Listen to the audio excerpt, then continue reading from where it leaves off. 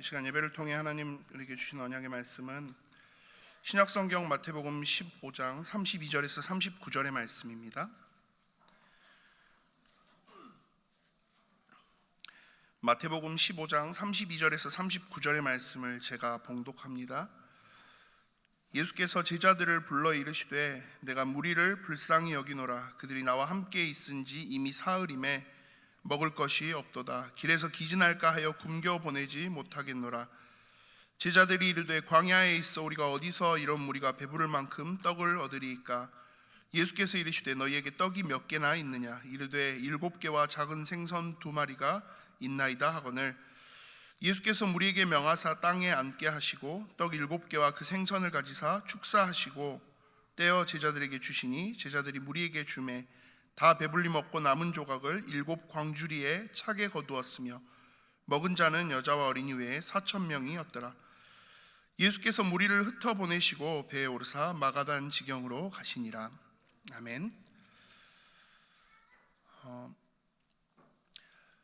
원래 오늘 예배 인도랑 박광주 목사님이 이렇게 함께 하실 순서인데 주보에도 그렇게 나갔죠. 근데 지금 월요일부터 해서 오늘까지 강원도 속초에서 우리 총회 부교육자 수양회가 진행이 돼서 우리 담임 목사님 또 우리 부목사님들, 주목님들 전부 다 함께 참석하시고 이렇게 오시는 일정이다 보니까 조금 여러 가지 시간상 이게 저희가 또 지금 수요예배 같은 경우는 광주에서도 하지만 완도는 제가 매주 내려가서 수요예배를 하고요.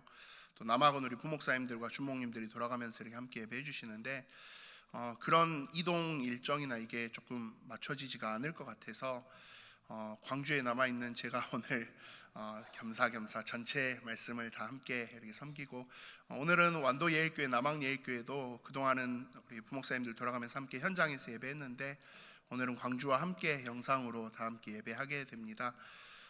예배하는 이 시간 정말 우리 이번 주 받은 강단의 말씀처럼요, 성령 하나님의 도우심 속에서 하나님 주신 모든 것들을 회복하는 귀한 시간이 되기를 소망합니다. 오늘 본문의 말씀을 통해서 기적의 뒤편을 보라라는 제목으로 함께 말씀을 나누려고 합니다. 계속 제가 이렇게 한 2달에 한 번 정도죠, 수요예배 통해서 이렇게 말씀 나눌 때마다 마태복음 제가 이렇게 쭉 계속 말씀들을 나누고 있는데요. 마태복음뿐만이 아니라 사복음서 그리고 사도행전까지 계속 이어지는 하나의 가장 큰 핵심되는 갈등이 있다면 이스라엘 백성들의 선민 사상과 하나님이 원하시는 하나님 나라예요. 이스라엘 백성들은 자기들의 그 선민 사상 속에서 자기 의를 드러내는 게 목적이다 보니까요, 개인의 의를 드러내기 위해서 율법주의를 선택해서 모두를 정죄하고 나의 거룩함을 내세우는 거에 빠져 있었고, 민족주의적 측면에서는 그 선민 사상이 자기 의가 선민 사상으로 발현이 돼서 우리만 거룩한 백성, 언약의 백성, 이방은 다 저주받고 멸망할 것들 취급을 했죠. 근데 하나님의 소원은 그게 아니잖아요. 하나님은 그 이스라엘 백성들 최고의 자존심인 아브라함의 후손, 그 아브라함을 부르실 때부터 하나님은 네가 복이 될 거야, 너를 축복하는 자에게는 복을 내리고 너를 저주하는 자에게는 저주할 거야, 너를 통해서 그리고 너희를 통해서 만민이 열방이 복을 받게 되는 거, 하나님은 그때부터 늘 말씀하고 계시는데요. 이사야 선지자를 통해서 또 다윗을 통해서 많은 선지자들을 통해서 계속 하나님이 하셨던 이야기의 핵심은 뭐였어요? 너희를 통해서 여호와 하나님의 영광이 비춰져서 만민이 열방이 모든 족속이 다 여호와 하나님의 영광을 찬양하도록 만드는 게 하나님의 소원인데, 그게 하나님 나라의 목적인데 이스라엘은 뭐 했어요? 완전히 반대되는 길을 가고 있는 거죠. 말로는 자기들이 누구보다도 하나님을 가장 경외한다라고 이야기하는데 정작 하나님이 원하시는 방향과는 완전히 반대되는 길을 계속 걸어가요. 그리고 그 갈등이 가장 선명하게 드러나는 게 예수님의 시대예요. 그리고 그 갈등의 끝에 결국 예수님의 십자가 사건이 일어나는 거고요. 그래서 마태복음뿐만이 아니라 사복음서 전체를 통해서 보면 계속 반복되는 이야기예요. 반복 학습하시는 거죠. 한 번 이야기했는데 못 알아먹어요. 뭐 어떻게 해요? 2번 이야기해야죠. 못 알아먹으면요 3번 이야기해야죠. 못 알아먹으면요 4번 이야기해야죠. 저는 스타일이 4번까지 안 가거든요. 거기서 못 알아먹으면 이 새끼야 이렇게 저는 바로 저는 약간 그런 스타일인데, 예수님 계속 반복해 주시는 그 반복의 흐름이 마태복음 지금 계속 나오는 말씀의 흐름 속에서 이어져요. 그리고 그 흐름이 정말 좀 그 어린 친구들 표현으로 대놓고 선명하게 드러나는 게 마태복음 14장, 15장 오늘의 2번의 기적이에요. 지난번 3월 달에 제가 이렇게 말씀 함께 나눌 때는 일부러 이 오병이어 파트를 빼고 마태복음 14장 13절부터 21절 부분이 아니라 그 뒤에 예수님이 물 위를 걸으시던 그 순간에 대한 말씀들을 함께 나눴어요. 근데 그때 일부러 사실 유명한 건 이것도 유명했지만 오병이어가 진짜 유명한 기적인데 그걸 뺐던 이유가 사실 이번 주 오늘 이 본문의 말씀과 연결해서 조금 함께 설명을 드리고 싶어서 그랬거든요. 그러면 마태복음 14장 13절부터 21절에 우리가 흔히 알고 있는 오병이어의 기적, 보리떡 5개와 물고기 2마리로 5,000명을 먹이신 그 기적과 오늘 본문에 보면 마태복음 15장 32절부터 39절까지 보리떡 7개와 물고기 2마리로 4,000명을 먹이신 기적, 칠병이어라고도 해요. 보면 흔히들 그렇게 생각하실 수도 있어요. 비슷한 건데 비슷한 사건이 연달아서 바로 이어져서 나왔나? 또 그러다 보니까 그 좀 이렇게 자유주의 쪽 신학자들 중에서는 성경에 대한 권위를 조금 도전적으로 바라보는 자유주의자 신학자들 중에서는 이 칠병이어 오늘 본문의 기록 자체를 조금 오류다라고 이야기하는 신학자들도 있어요. 물론 이제 그 사람들은 조금 성경 자체의 권위를 온전히 인정하지 않는 사람들이어서 그러기도 하는데, 이거 쓰는 사람이 조금 비슷한 이야기 헷갈려가지고 그냥 겹쳐서 쓴 거 아니냐, 그렇게 이야기하는 사람들도 있어요. 그럴 만큼 오병이어의 기적과 칠병이어의 기적은 비슷하거든요. 너무 유사한 게, 그리고 어찌됐든 그 상황들이 갖고 있는 충격이 굉장히 어마어마할 수밖에 없으니까요. 그러면 일단 두 기적 사이에서의 유사한 점, 비슷한 점, 공통점이 있어요. 뭡니까? 보리떡 5개, 7개 해봤자 얼마 되지 않는 그 양, 물고기 2마리. 이게 이 당시 그 유대인들 기준으로 쉽게 말하면 그냥 도시락인 거예요. 한 끼 도시락. 근데 그 도시락 한 끼를 가지고 몇 명이 먹어요? 5,000명, 4,000명. 근데 사실 이 숫자에도 우리가 이 숫자를 조금 더 정확하게 봐야 돼요. 마태복음 14장 21절에는 먹은 사람은 여자와 어린이 외에 5,000명이나 되었더라 라고 말하고 있어요. 오늘 본문의 38절에는요, 먹은 자는 여자와 어린이 외에 4,000명이었더라 라고 말씀하고 있어요. 그 말은 5,000명이 다가 아니라는 이야기죠. 4,000명이 다가 아니에요. 여자와 어린이를 빼고. 그러니까 이 숫자의 기준은 뭐예요? 유대인들의 전형적인 숫자 셈의 기본인데, 아무래도 그 다윗이 인구조사하고 막 그럴 때도 보면 여자와 어린이 그리고 노인들을 빼고 숫자를 세요. 왜요? 전쟁을 위한 군사, 병사, 병력의 개념으로 숫자를 세는 게 유대인들의 보통 기준이거든요. 그러다 보니까 여자와 어린이를 빼고 장정만 해서 5,000명이었다라는 말인 거죠. 그러면 우리가 일반적으로 생각해 보면요, 교회도 보통 그러죠. 남자분들이 많으세요? 여자분들이 많으세요? 여자분들이 보통 훨씬 더 우리가 많잖아요. 그리고 아이들까지 빼고 이렇게 한다 하면, 그래서 일반적으로 보통 계산할 때, 우리가 헤아릴 때 이 오병이어의 기적으로 배불리 먹은 사람들의 숫자가 몇 명이나 될까 하면 남자 장정의 수가 5천이라면 그 비슷한 숫자 이상으로 여자들의 숫자가 있었을 거고요. 어린 아이들의 숫자까지 합치면 최소한 3배에서 4배의 숫자가 총 인원이었다라는 말이겠죠. 15,000명에서 2만 명 정도의 숫자가 배부르게 먹었다라는 이야기예요. 그러니까 물론 5,000명 먹은 것도 대단한 건데 5,000명의 몇 배라는 거예요. 2만 명의 숫자를 여러분들 혹시 보신 적 있으세요? 우리 이제 렘넌트 대회 하면 예전에 항상 막 2만 명 막 이렇게 하는데 2만 명에게 밥을 2만 명이 먹으러 오는 광경을 보신 적 있으세요? 없으시죠? 저도 2만 명까지는 아닌데 제가 렘넌트 대회 스텝하면서 제일 무서운 순간이 항상 있어요.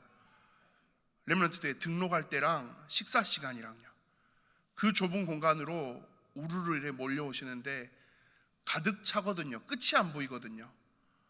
근데 그나마 렘넌트 대회 때도 보면 팀별로 도시락을 받으러 오기 때문에 2만 명이 다 오는 것도 아니에요. 해봤자 한 6,000명, 7,000명 정도가 오는 걸 건데 그 숫자만 봐도 저는 되게 무서웠거든요. 그리고 그 숫자를 다 먹이기 위한 도시락이 박스로만 해도요, 박스로 600박스가 넘게 와요. 어마어마한 숫자거든요. 5톤 트럭이 2대가 오거든요. 그러니까 이게 그 놀라운 양인데 지금 예수님은 그 인원을 뭘로 먹이셨다는 거예요? 보리떡 5개하고 물고기 2마리요. 이게 사실 어때요? 차원이 다른 창조주 하나님의 능력을 가지신 분이다라는 걸 증명하는 기적이에요. 비슷한 기적이 구약에도 한번 나와요.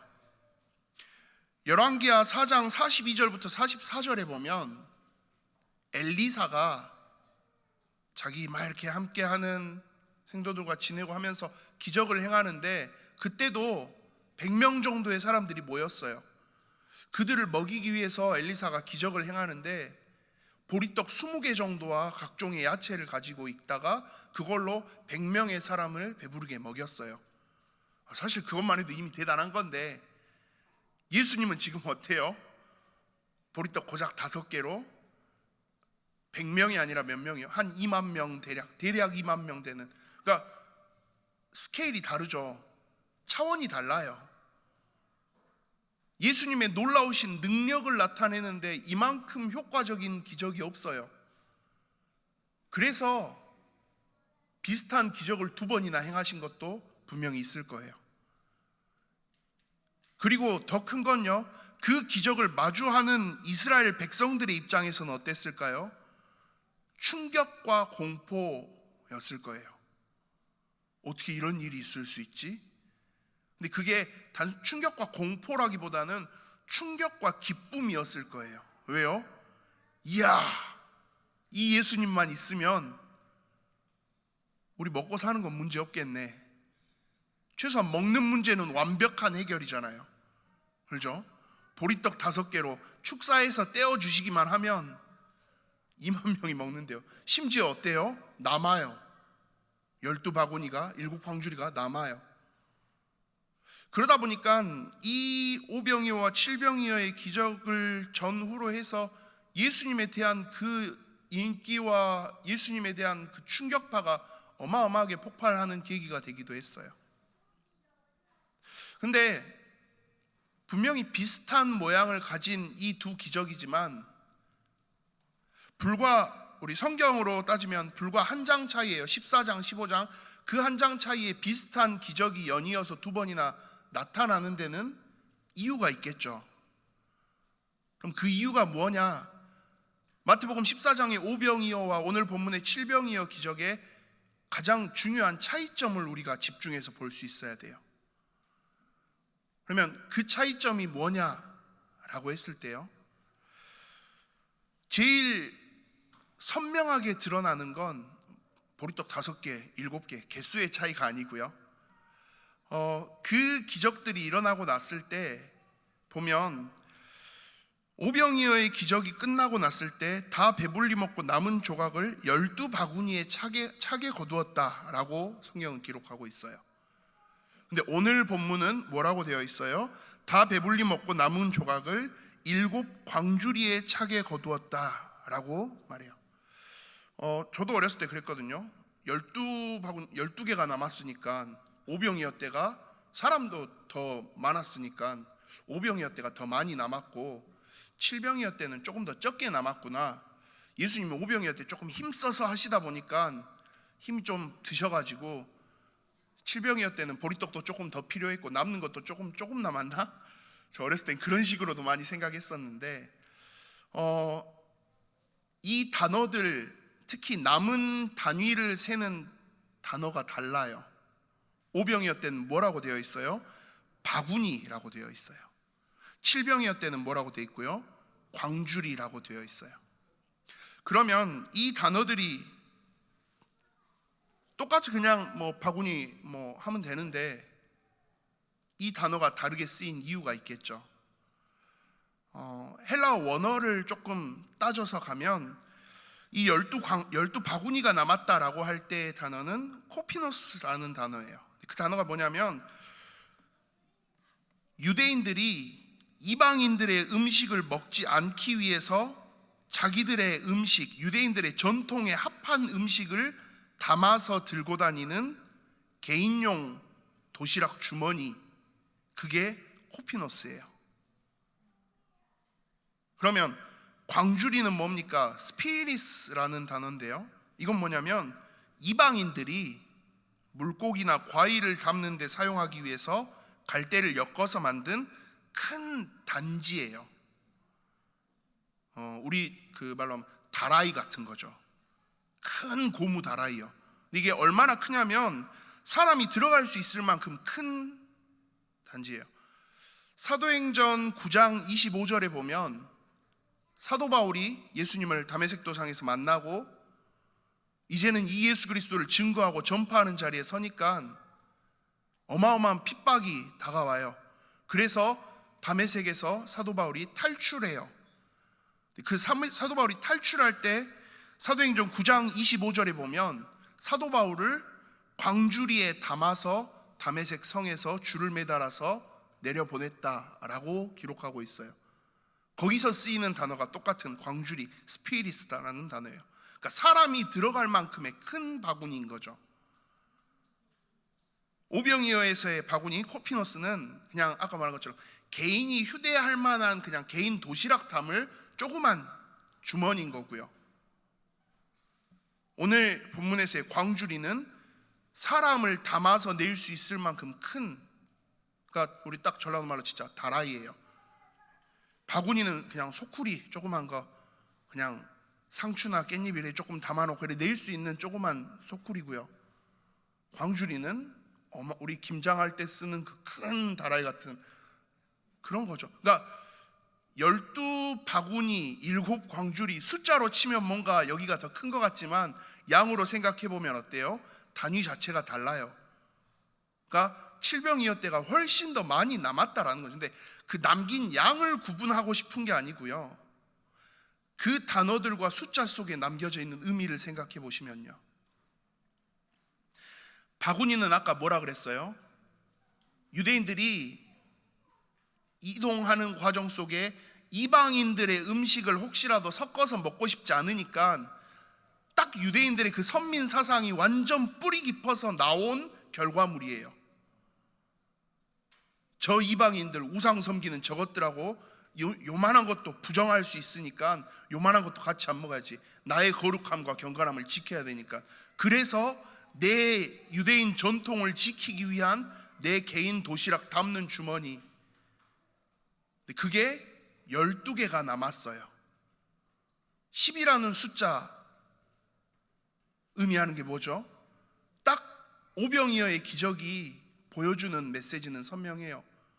예수님의 그 놀라운 능력이 보리떡 5개와 물고기 2마리로도 모두를 먹이고도, 너희 이 자리에 나온 모든 이스라엘 백성들, 유대인들 너희를 다 먹이고도 너희 12지파 전체 일부러 그 바구니를 선택한 거예요. 그 바구니 자체가 이스라엘 백성들을 의미하는 거죠. 거기에 못을 받기 위해서 12지파를 의미하는 10이라는 숫자까지, 하나님이 너무 선명하게 주시는, 예수님이 던지시는 메시지이기도 했어요. 예수님의 능력이 이스라엘 12지파 너희 모두를 다 먹이고 살릴 수 있다라는 거예요. 그럴 능력이 있는 분이 바로 예수님 본인이시다라는 걸 오병이어의 기적은 이야기해요. 이스라엘 민족을 온전히 살리고 구원할 수 있는 능력이 있으신 구원자 메시아이심을 나타내는 거죠. 그런데 칠병이어에 와서는 어때요? 이방인들이 쓰는, 근데 사이즈가 엄청 커요. 이방인들이 쓰는 자기들의 물고기나 그런 과일들 담고 하기 위해서 만들어 놓은 그 큰 단지, 유대인들이 쓰는 게 아니에요. 이방인들이 쓰는 거예요. 근데 그걸 가지고 와서 그게 무려 7광줄이나. 근데 숫자도 7이라는 숫자가 의미하는 건 뭐죠? 완전함이에요. 가득함이에요. 그리고 그 숫자가 지금 함께 하고 있는 단위가 뭐예요? 이방인들이 사용하는 단지예요. 뭘 이야기해요? 예수님의 능력이 모든 이방인들, 단 한 명도 예외 없이 모든 족속, 모든 백성, 모든 방언, 모든 이방인들을 다 먹이고 살릴 수 있는 구원의 능력 가지신 능력의 주인이심을 말하고 있는 거죠. 그래서 그냥 숫자로만 생각하면 오병이어는 12개, 칠병이어는 7개, 그렇게 생각하시면 사실 진짜 큰 메시지를 놓치고 있는 거예요. 이 두 기적, 비슷한 것 같지만 완벽하게 다른 두 기적을 통해서 예수님이 지금 던지시는 메시지는 뭐예요? 이스라엘 백성, 너희 온전히 구원할 수 있는 능력을 가진 구원자 예수 그리스도 메시아, 그리고 모든 이방인들, 모든 백성, 모든 족속, 모든 방언, 모든 나라를 살릴 수 있는 만민을 향한 구원자 그리스도이심을 말씀하고 있는 거죠. 근데 문제는 뭐예요? 이스라엘 백성들은 뭐만 집중해요? 오병이어의 수준에만 집중해요. 12바구니의 수준에만 집중해요. 우리만. 그러니까 예수님 그거 아니다라는 거예요. 그냥 그거 아니야. 그래서 일부러 한 번 더 쐐기를 박으면서 하나님이 진짜 원하시는 게 뭔지를 더 선명하게 드러내시기 위해서 광주리를 사용하시고 7이라는 7이라는 숫자까지 사용해 가시면서 이 칠병이어의 기적을 행해 가신 거죠. 그래서 사실 진짜 의미가 있는 기적은 오병이어보다는 칠병이어가 조금 더 많은 의미가 담길 수 있어요. 하나님이 진짜 원하시는 본론이 뭔지. 오병이어는 이스라엘 백성을 구원하는 건 하나님의 소원의 1단계예요. 그래, 이스라엘 백성을 통해서, 이 언약의 백성을 통해서 여호와 하나님의 영광이 드러나서, 근데 진짜 본질은 뭐예요? 하나님이 원하시는 건 그 다음이에요. 아무것도 없는 노예 출신의 제대로 할 줄 아는 것도 없던 저 이스라엘, 저것들이 여호와 하나님 언약 붙잡고 서니까 애굽을 꺾고 바로 왕을 꺾고 광야를 건너서 가나안을 정복하고 나라를 이루더라. 우와, 어떻게 그런 일이 어떻게 일어나? 그 이스라엘 백성들을 이끄시는 여호와 하나님의 능력이래. 그게 하나님이 원하셨던 그림이었어요. 근데 이스라엘 백성들은 그 과정 속에서 뭐 했어요? 하나님의 언약 붙잡고 서니까 우리가 이렇게 가나안 땅을 차지하는 자리까지 갔어. 오케이, 잘했어요. 그러니까 너희들도 하나님의 언약 붙잡으면 우리처럼 쓰임받을 수 있어 였어야 했는데, 이스라엘 백성들은 뭐 했어요? 우리가 거룩한 백성이야. 너네는 하나님도 모르지, 언약도 모르지. 그러면 그 언약을 전해줬어야죠. 근데 그게 관심이 없어져 버렸어요. 시선이 자기들에게로만 딱 머물러 버렸어요. 우리가 이 가나안 땅을 차지했으니까, 우리가 이 좋은 땅, 이 좋은 성 차지했으니까 여기서 어떻게 잘 먹고 잘 살지? 여기서 멈춰버린 거죠. 하나님이 원하시는 건, 그리고 그 속에서 죽어가고 있는 이방의 민족들, 백성들에게는 시선이 가 닿지 않아요. 그래서 마태복음 14장에서 15장으로 넘어와서요, 오늘 본문 이 칠병이어의 기적이 일어나기 직전에 앞의 사건들을 보시면 이 칠병이어를 통해서 예수님이 하시고 싶은 메시지가 너무 선명하게 더 보여져요. 오늘 본문 마태복음 15장 전체 앞부분에 보면요, 바리새인들과 서기관들이 와서 예수님한테 따져요. 예수님, 당신의 제자들이 유대인들 우리의 전통을 지키지 않는 것 같은데요. 그 막 정결하게도 그런 것도 잘 안 하는 것 같은데요. 손도 안 씻고 먹는 것 같은데요. 예수님 거기다 대고 하시는 이야기예요. 너네 입으로 들어가는 것보다 너네 입에서 나오는 게 훨씬 더 더럽다. 아무리 손 안 씻고 좀 먹는들 죽냐? 근데 너네는 지금 너희의 그 말로, 자기 의를 드러내기 위한 그 말로 다 죽이고 있네. 너네가 훨씬 더 더러워. 그렇게 강하게까지도 이야기하시거든요. 근데 그 말이 이해가 되겠습니까? 이스라엘 백성들에게. 근데 그리고 그 이후에 예수님이 두로와 시돈 지역으로 가셔서 한 가나안 여인 하나를 만나요. 가나안 여인 하나가 와서 예수님한테 소리 질러요. 예수님, 내 딸이 너무나도 흉악하게 귀신이 들렸습니다. 제발 좀 도와주세요. 그 상황 속에서 예수님이 하시는 대답이 조금 이상해요. 예수님 대답을 안 해요.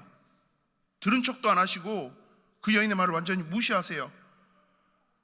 그 여인이 근데 얼마나 악착같이 자기 딸이 악독하게 흉악하게 귀신 들려 있으니까 얼마나 그걸 간절하게 외쳤겠어요.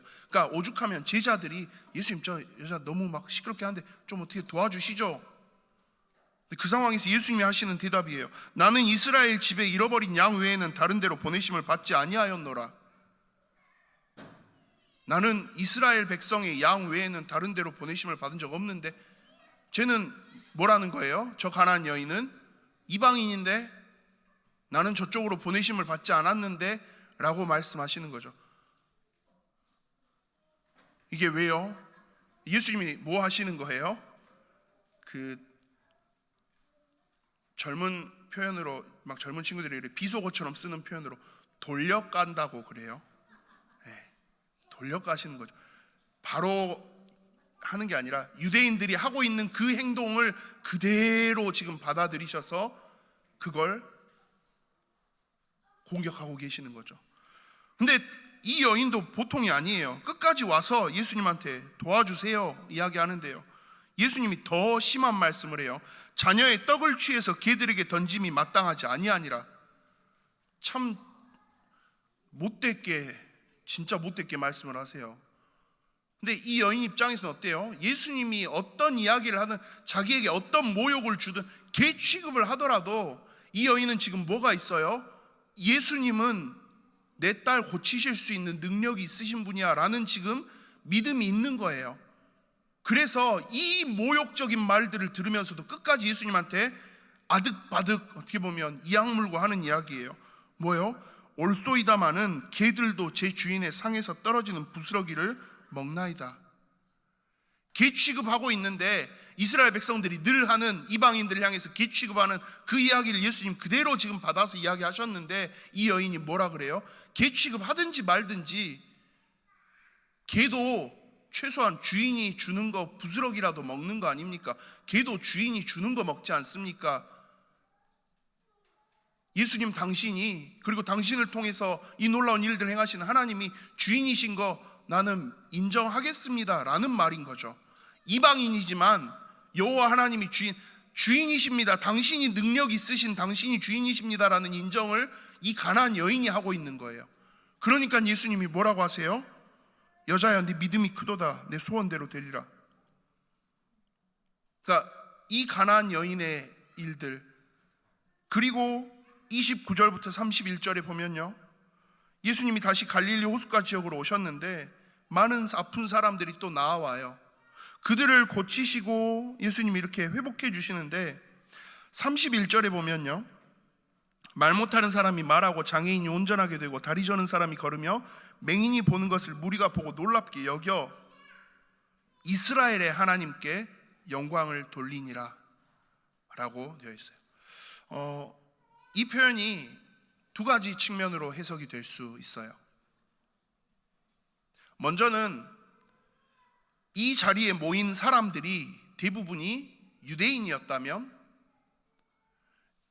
예수님이 행하신 그 놀라운 치유의 기적들을 보고 하나님께 영광을 돌리는 거 참 좋은 모습이에요. 잘한 거예요. 근데 여전히 자신들의 한계가 뚜렷하게 보여요. 하나님께 영광 돌리니라가 아니라 굳이 앞에다 뭐라고 붙여놨어요? 이스라엘의 하나님께 영광을 돌렸다. 그러니까 유대인들이 대부분이라면 유대인들에게 있어서는 참 지긋지긋한 선민 사상의 흐름이 여전히 남아있음을 보여주는 거예요. 근데 만약 오늘 본문에 어차피 이 갈릴리 지역은 유대 지역 북부 지역이기 때문에요, 이방인들이 굉장히 많이 섞여 있어요. 그래서 오늘 본문에 위에 나오는 이 지역에 있는 사람들이 이방인들이었다면 그러면 좀 의미가 많이 달라져요. 이방인들임에도 불구하고 그 이방인들도 예수님의 치유하심의 사역을 다 받고 나서 뭐 하고 있는 거예요? 그 유대인들은 늘 개 취급하고 멸망받을 자 취급하는 그들이지만 이방인들도 지금 뭐 해요? 이스라엘의 하나님께 영광 돌리고 있어요.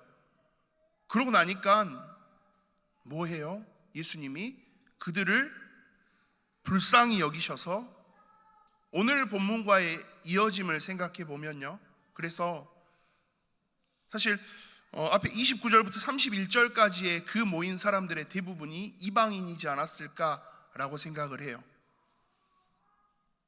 그리고 아까 이야기한 것처럼 남은 음식을 담은 그릇 자체가 뭐였으니까요? 이방인들이 쓰는 광줄이었으니까요. 그래서 마태복음 14장의 오병이어와 오늘 본문의 칠병이어는 이런 측면에서 완벽하게 달라요. 그리고 분명하게 선명하게 예수님이 지금 말씀하시는 거예요. 나는 너희 이스라엘 전체를 살릴 수 있는 구원자일 뿐만 아니라 모든 백성 이방인들까지도 다 구원할 구원자야. 그리고 그게 곧 뭐라는 거예요? 하나님의 목표라는 거예요. 하나님의 관심이라는 거예요. 하나님의 시선이라는 거예요. 오늘 마태복음 15장에 이 이어지는 사건들의 흐름 속에서 전하시고 싶은 메시지의 핵심은 이거예요. 이스라엘 백성들에게도 어떻게 보면 말씀하시는 거죠. 특히나 마태복음은 유대인들을 중심으로 한 공동체에게 쓴 성경이다라고 분류를 우리가 더 많이 해요. 그러면 뭔 말이에요? 그 선민 사상 속에 완전히 갇혀있는 이스라엘 백성들, 유대인들에게 지금 선명하게 이야기하시는 거예요. 하나님의 시선은, 하나님의 소원은, 하나님의 관심은, 하나님의 목적은 너희만 잘 되는 거 아니야. 너희만 사는 거 아니야. 너희를 구원하신, 너희를 살게 하신, 너희가 있게 하신 그 하나님의 은혜가, 그 하나님의 영광이, 그 하나님의 복음이 이방의 모든 백성들에게 퍼지도록 만들어야 돼. 그게 마태복음 전체를 통해서 예수님 공생애 하시면서 계속 두드리고 계시는, 반복 학습하고 계시는 내용이에요. 우리가 왜 전도와 선교해야 됩니까? 왜요? 하나님 여기에 모든 게 다 맞춰져 있어요. 하나님은 우리 개인이 얼마나 잘 사느냐, 우리 개인이 얼마나 똑바로 하느냐에 사실 별로 관심이 없으세요. 하나님 여러분들이 얼마나 축복받고, 여러분들이 얼마나 행복하고, 얼마나 행복은 아니죠, 여러분들이 얼마나 풍요롭고 번영하면서 안정되게 잘 사느냐, 하나님은 그거 사실 별로 관심 없어요. 하나님의 관심은 계속 어디에 있어요?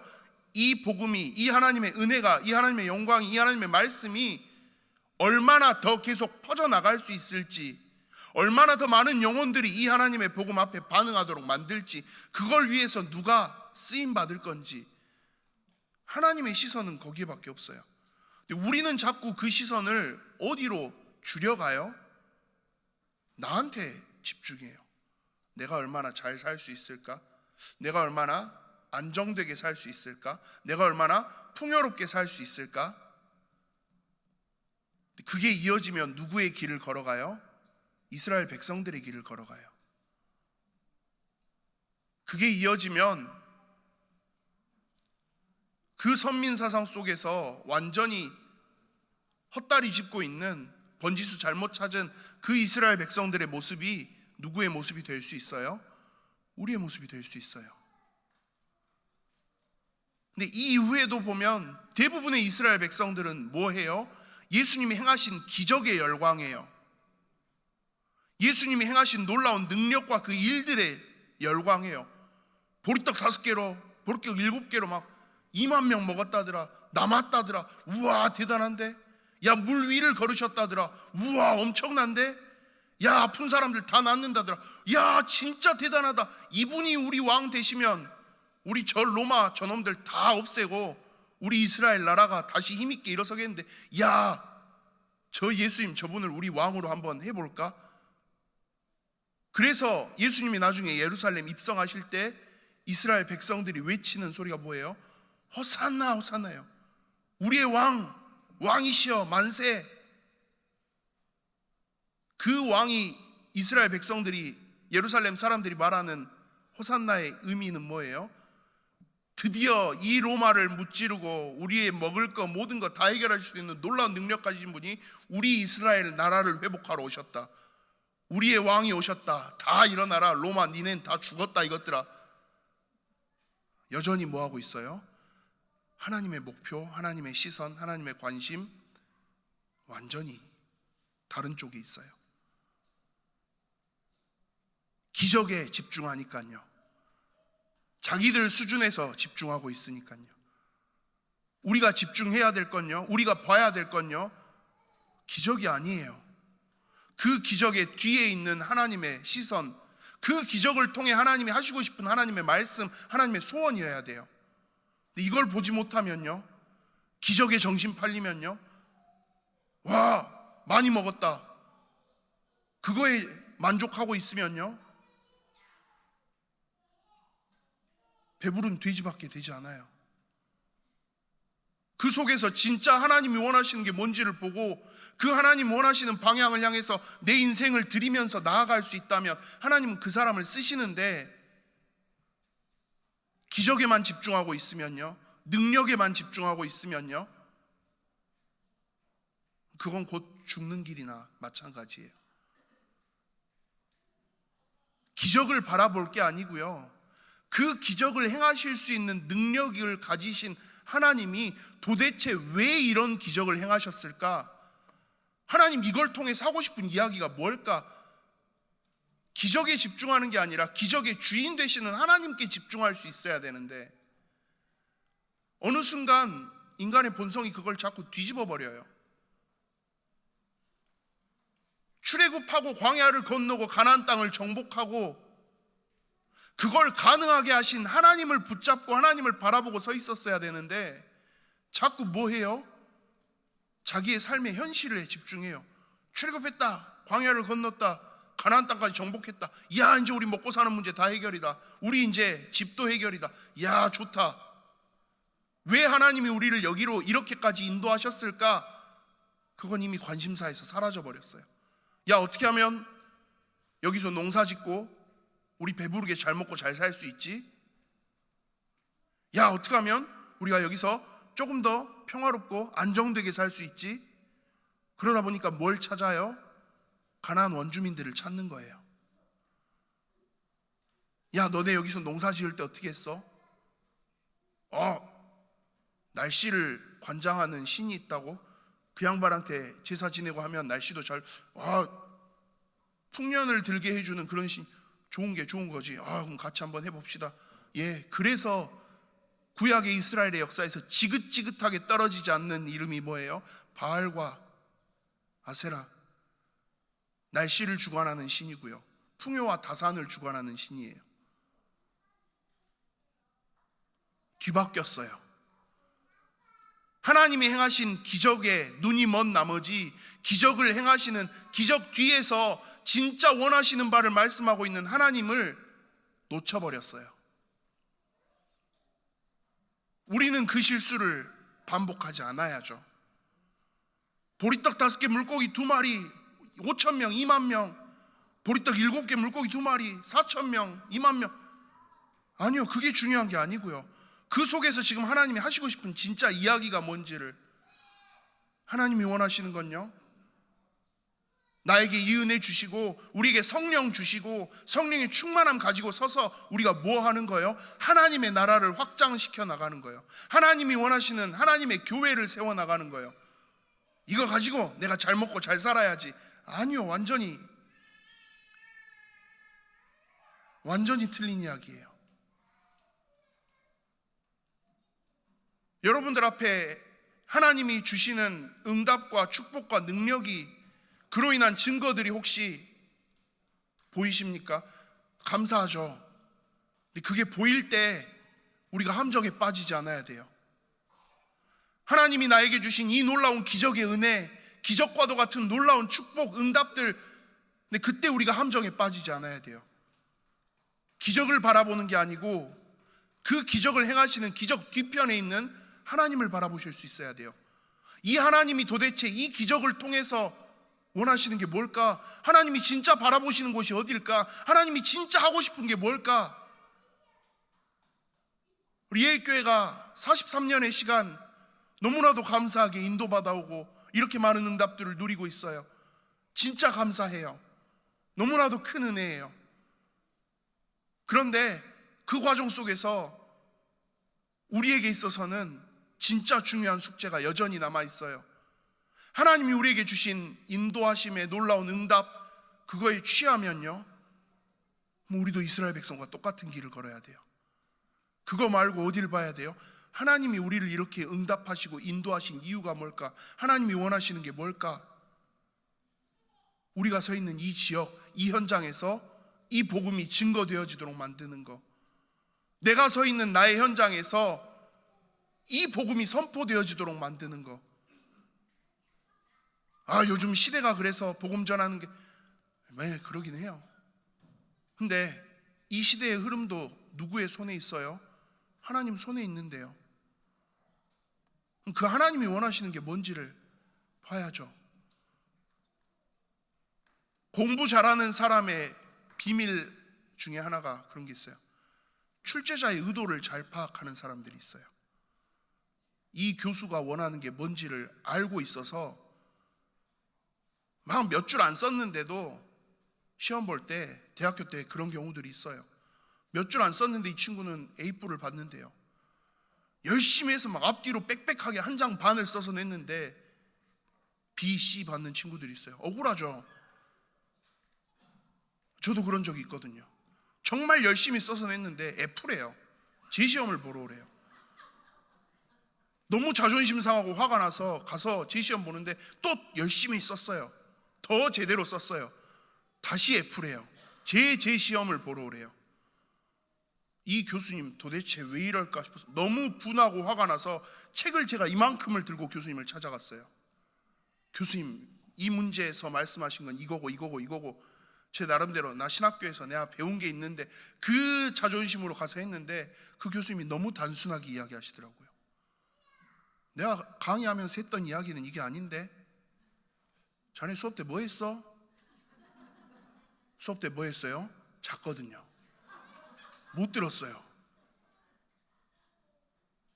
근데 따질 그게 없더라고요. 그 교수님이 생각하는, 원하는 그 답이 있는데, 그러니까 공부 못하면 생돈 나가고요, 고생하고요, 오만 때만 조롱과 멸시를 다 당해요. 담임 목사님 그때 엄청 뭐라 하셨거든요. 너는 뭐 맨날 뭐 엄청 잘하는 것처럼 뭐 제시? 너 어디 가서 예일교회도 하지 마, 뭐 난리를 치셨었어요. 저도 너무 부끄러웠거든요. 근데 그러죠. 출제자의 의도가 뭔지를 알면, 그걸 모르면 아무리 열심히 해도 그건 의미 없는 거예요. 우리의 관심이 어디로 가야 돼요? 출제자한테 가야 돼요. 이 세상의 모든 일들의 주인 되시는 그분한테 가야 돼요. 기적의 시선을 뺏기시면 안 돼요. 그 기적의 뒤편에 있는 하나님께 우리의 시선이 향해야 돼요. 하나님 원하시는 게 뭐예요? 근데 하나님은 계속 말씀하시는 답이 뭐예요? 온 세상, 모든 열방, 모든 민족, 모든 족속. 하나님, 제가 얼마나 잘 돼야 될까요? 그건 관심 없고, 걱정하지 마. 굶어 죽지 않게는 내가 너 이끌어가, 인도에 가. 네가 어디에만 집중하고 있으면 네 주변에 이 복음이, 이 은혜가, 이 언약이 흘러가는 거에만 집중하고 있으면, 우리 예일교회가 그래서 뭐 놓치지 않아야 돼요? 복음, 전도, 선교, 후대. 우리가 서 있는 현장, 이 시대, 우리의 다음 세대에게 이 복음이 온전히 전달되어지도록 만드는 교회다운 교회. 이거 그래서 우리가 진짜 놓치지 않아야 돼요. 하나님이 원하시는 거 그거니까요.